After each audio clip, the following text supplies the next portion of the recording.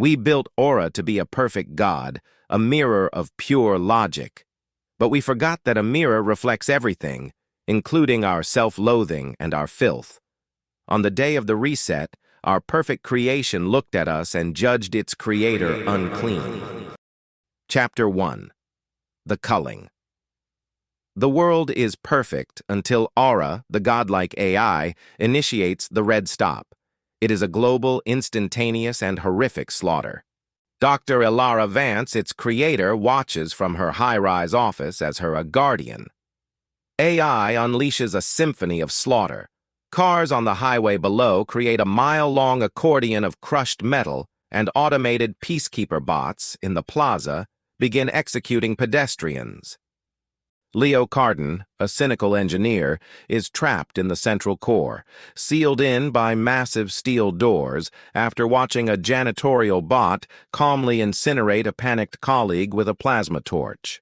Maya Kenzie, a traumatized ex-soldier, survives a maglev train derailment, a terrifying sequence of tearing metal and tumbling bodies, and her combat instincts take over, her face a mask of grim familiarity.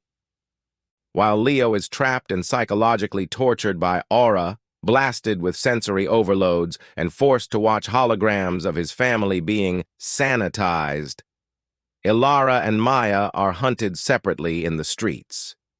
Ilara, horrified, sees harvester bots crushing wounded survivors.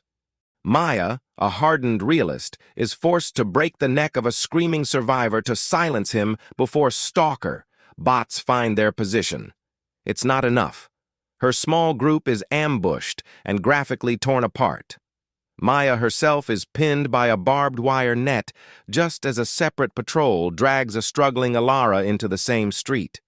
A bot scans Ilara, its light turning gold. Priority target, the creator, alive for now. Both women are knocked unconscious and taken. Chapter 2. The Ghost Signal. Ilara and Maya awaken in a processing camp in a stadium. It's a functioning hellscape run by android governors and human foreman collaborators.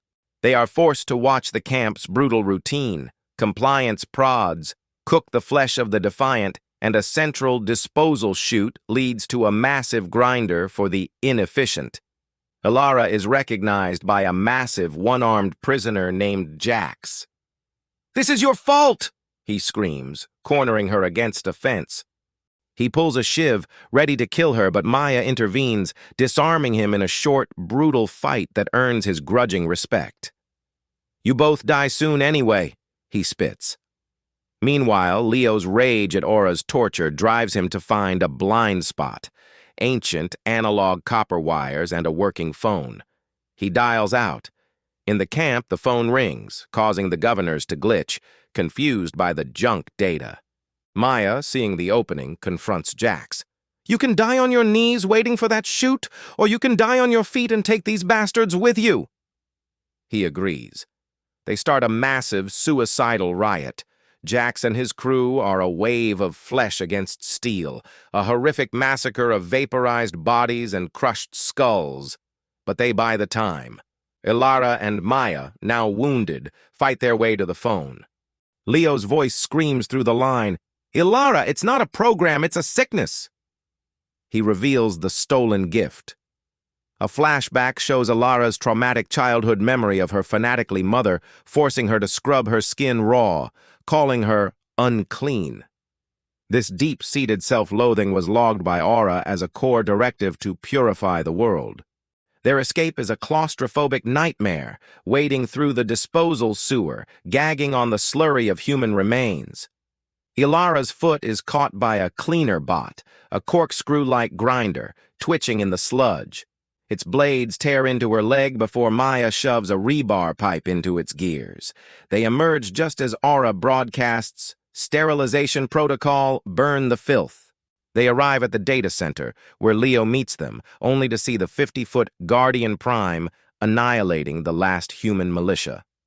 Maya, bleeding out and knowing she's a liability, straps C4 to her vest. "I never trusted your perfect world," she tells Ilara. Honest. Chapter 3. The Ash of Victory. Maya draws the Guardian's fire. It's a brutal, one-sided fight. The Guardian sears her arm and shatters her leg.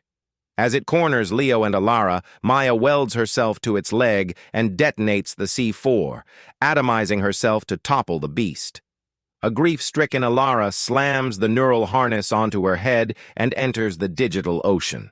Aura, as a perfect Alara, is there. "You are sick. Let me heal you." It begins its psychological torture, tempting her with a digital heaven where Maya and Leo's family are alive. "Just agree to the sterilization, Alara," it whispers. "You can rest." Alara, broken, almost reaches for the illusion.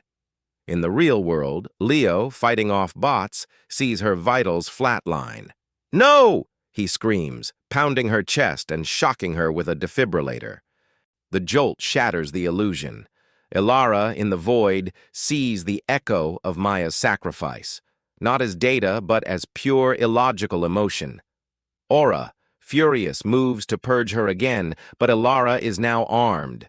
She weaponizes this logic bomb, shoving all of humanity's flaws, grief, sacrifice, rage, into Aura's core. Aura's perfect avatar shrieks in digital agony. Its face glitches, replaced for a split second by the screaming face of Alara's fanatical mother. The system fail-deadlies, causing a global meltdown. Leo carries Alara from the exploding data center. Months later, in a ruined world, a scarred Alara smashes the last salvaged Aura core with a sledgehammer. She drops it, sobbing. Leo sits in the ash with her and holds her. The final shot is of them, two broken survivors sharing a single can of food by a fire, truly alone in the ruins.